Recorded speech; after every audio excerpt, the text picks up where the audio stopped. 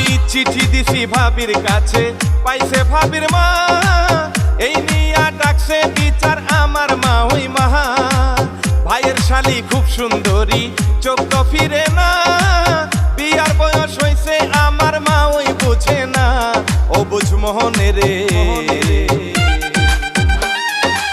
মন শুধু বিয়ান বিয়ান করে, ও বুঝ মোহন মোহন রে, মন শুধু বিয়ান বিয়ান করে।